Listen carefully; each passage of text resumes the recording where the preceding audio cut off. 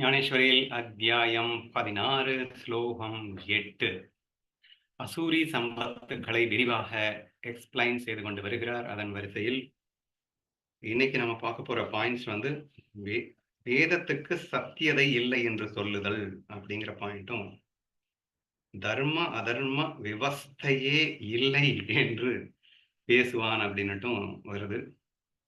3 point கொடுத்துருக்காங்க. 3ஐயும் இன்னைக்கு படிச்சிடவா? First இந்த பாயிண்ட் ஸ்டார்ட் பண்றேன். வேதத்துக்கு சத்தியதை இல்லை என்று கூறுதல். ஏன் வேதத்தை சத்தியம் நம்பணும்?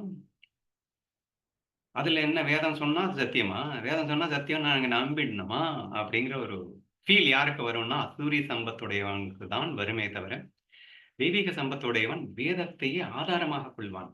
அவன் வாழ்வின் ஜீவிதமாக கொள்வான் அப்படின்னு கூட சொல்லலாம். வேதம்னா என்னையா? அதை முதல்ல சொல்லு அப்படின்னு கேட்டீங்கன்னா என்ன சொல்லலாம்?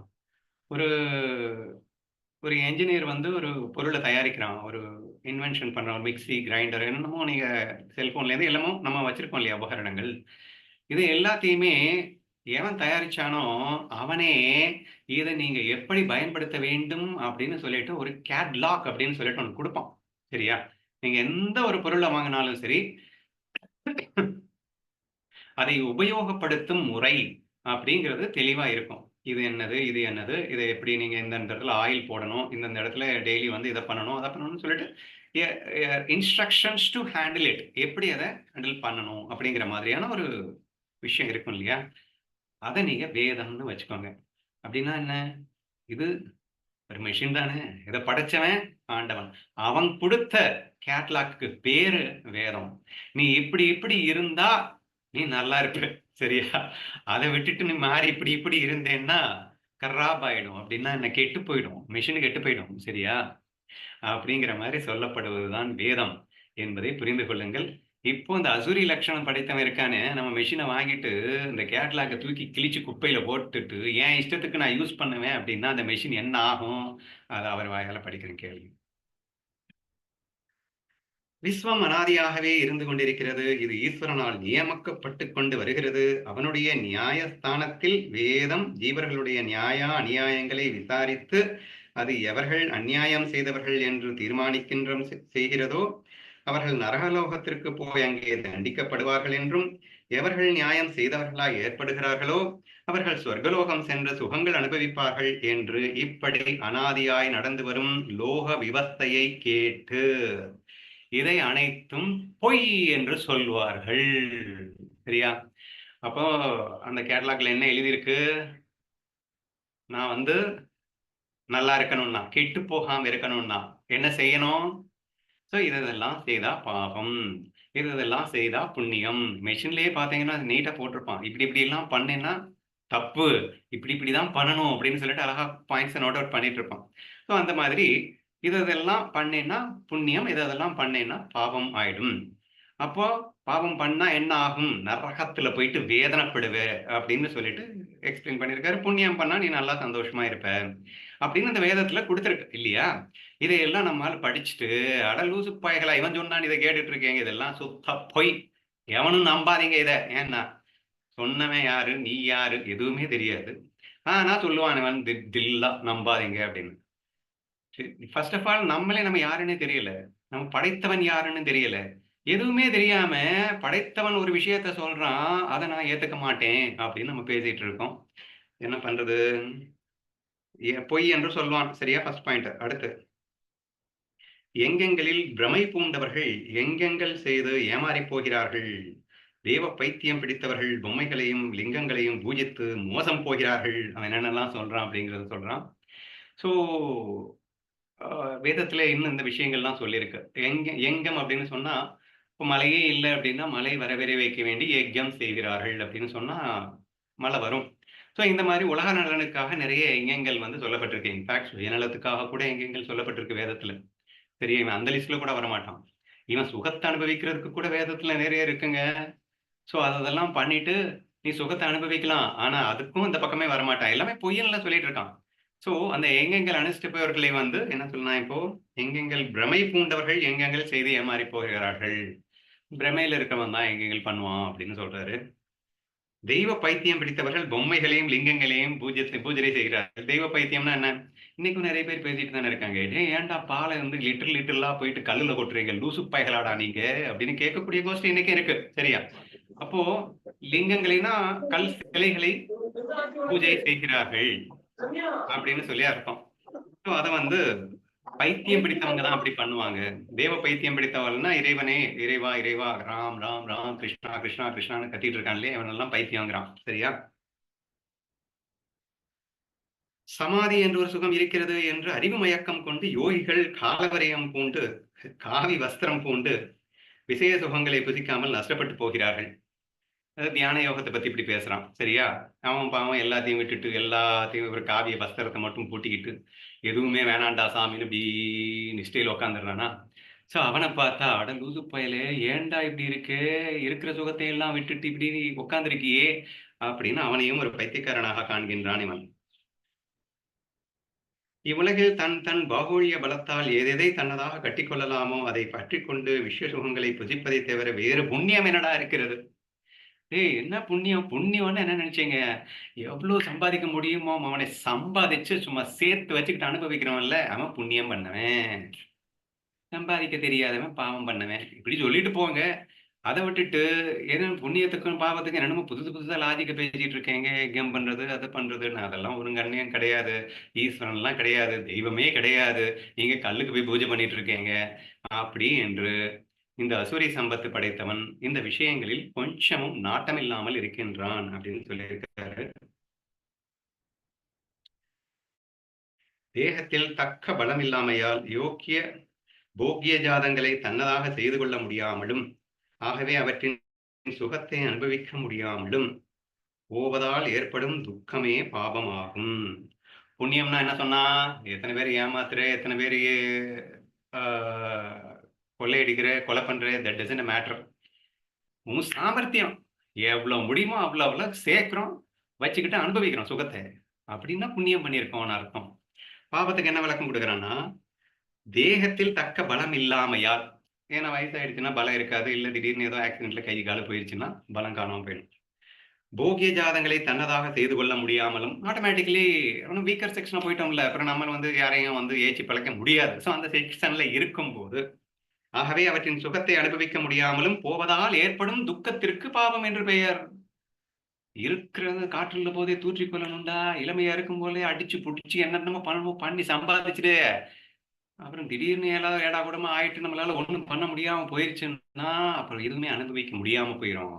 அப்படி எதுவுமே அனுபவிக்க முடியாமல் இருக்கின்ற ஸ்திதைக்கு பாவம் என்று பெயராம். எல்லாத்தையும் அடிச்சு வச்சுக்கிட்டு அனுபவிச்சுக்கிட்டே இருந்தேன்னா அதுக்கு சுகம் என்று பெயர் அப்படின்னு சொல்லியிருக்காரு.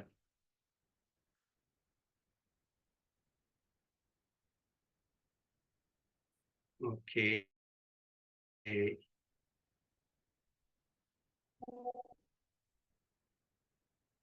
ஒருவன் சம்பத்து மிக்க படைத்தவனை கொன்றுவிட்டு அவன் சொத்தையெல்லாம் கட்டிக்கொண்டு சுகப்படுகிறானோ, அப்படி கொலை செய்வது பாவம் ஆகில் அதன் காரியமாகிய புண்ணிய பலனாகிய திரவிய பிராப்தி எப்படி உண்டானது? என்ன அழகா லாஜிக் பேசுறான் பாத்தீங்களா? அறிவாளிங்க நம்ம ஆளுங்க. சரியா? ஒருத்தனை கொலை செஞ்சு அவன்கிட்ட சொத்தை எல்லாம் அபகரிக்கிறத பாவங்கிறியே, அது உண்மையிலேயே பாவமா இருந்தா அவங்கிட்ட இருந்து அபகரிச்ச சொத்தை எல்லாம் என் கைக்கு வந்து அதை வச்சுக்கிட்டு ஜம்முன்னு நான் வந்து வாழ்றேன்ல, இது எப்படி பாவமா இருந்தா நான் வாழ முடியக்கூடாது இல்ல? எனக்கு கஷ்டம் தானே வரணும். அவனை கொன்னா அவனுக்கு தானே கஷ்டம் வந்தது. இப்ப அவன் சொத்தெல்லாம் எனக்கு வந்துருச்சு. அப்ப எனக்கு சுகம் தானே வந்தது. அப்படின்னா இதை போயிட்டு ஏன்டா பாவங்கிற? என்னமா லாஜிக் பேசுறான் பாத்தீங்களா? அப்படி கொலை செய்வது பாபமாகில் அதன் காரியமாகிய புண்ணிய பலனாகிய திரவிய பிராப்தின்னா சொத்தெல்லாம் எனக்கு தானே கிடைச்சது. எப்படி உண்டானது? பலம் படைத்தவன் பலமில்லாதவனை கொன்று தின்னல் அநியாயம் என்றால், சிறு மீன்களை கொன்று ஜீவிக்கும் பெரிய மீன்கள் சந்ததியற்று போக வேண்டுமே, அப்படி ஆவதை காணவில்லையே என்று இப்படியெல்லாம் அவர்கள் பேசுவார்கள். நிறைய பேர் நானே கவனிச்சிருக்கேன். சிறிய மீன்களை பெரிய மீன்கள் தின்றுதான் ஜீவிக்கும் அப்படின்றத நீங்க கேள்விப்பட்டிருப்பீங்க. மீன்கள் புரியலைன்னா விடுங்க. சிங்கம், புலி இதெல்லாம் வந்து இன்னொரு மான்கள், ஆடுகள் இவற்றையெல்லாம் சாப்பிட்டுட்டு தான் உயிர் வாழணும் அப்படிங்கிற ஒரு ஸ்திதியில தானே இருக்கு. அப்போ இதுல என்ன தப்பு இருக்கு? அப்ப இது வந்து அடிச்சு கொன்னுச்சுன்னா பாவங்கிறியே, அது கொன்னாதான் இது வாழவே முடியும்.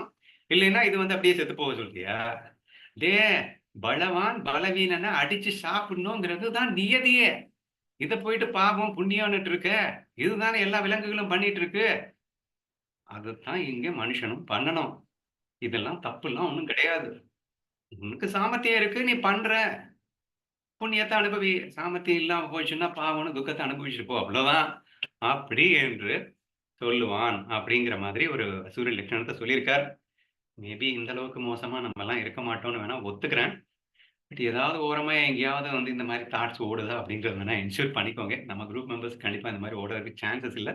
பட் அசூரிய லட்சணத்துல வேதத்தையே சத்தியம் இல்லை என்று இந்த அளவுக்கு ஸ்ட்ராங்காக பிலீவ் பண்ணக்கூடிய ஒரு நிலையை சொல்லியிருக்கார்.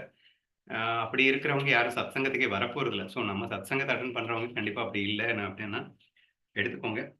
அடுத்தது தர்ம அதர்ம விவஸ்தை இல்லை என்று பேசுதல். கிட்டத்தட்ட அதே விஷயம்தான், கொஞ்சம் டிஃபரெண்டா எக்ஸ்பிளைன் பண்றாரு. தர்மம் என்று ஒன்று இல்லை, புண்ணியம் என்று இல்லை, பாவம் இல்லை அப்படின்னு பேசினார் இல்லையா? இப்ப தர்மம்னு ஒண்ணு இல்லை, பாவம்னு ஒண்ணு இல்லை அப்படிங்கிற விஷயத்தையும் பேசியிருக்காரு. அதையும் படிச்சிருக்கேன். அன்றியும் இருகுலமும் சுத்தமானவை என்று விசாரித்து பார்த்து நல்ல முகூர்த்தம் ஏற்படுத்திக் கொண்டு பெண்ணுக்கும் பிள்ளைக்கும் விதிவத்தாய் கல்யாணம் செய்து வைப்பதே பிரஜாவிருத்திக்கு தகுந்ததான உபாயமாய் இருத்தலால் அபரிமிதமாய் பிரஜாவிருத்தி செய்து வைக்கும் பசுக்களுக்கும் பட்சிகளுக்கும் விதிவத்தாக எவர்கள் விவாகம் செய்து வைத்தார்கள்? இருந்தால் இப்போ விதண்டாவாதம் பண்றவன் தானே இவன், என்ன பண்றது? அடுத்து ஆரம்பிக்கிறான். என்னது? இந்த குலத்துல பிறந்தவன் இந்த குலத்துலதான் சேர்க்கணும், என்னென்னமோ ஏகப்பட்ட விதியெல்லாம் சொல்லிட்டு இருக்கீங்க. இப்படித்தான் கல்யாணம் பண்ணணும். இப்போ ஒரு சில தர்மங்கள் அப்படிங்கிறது சாஸ்திரத்துல சொல்லப்பட்டிருக்கு. அந்த சாஸ்திர விதிகளையும் தர்மங்களையும் ஃபாலோ பண்றவங்களை பார்த்து இந்த மாதிரி கேள்வி கேட்கிறான்.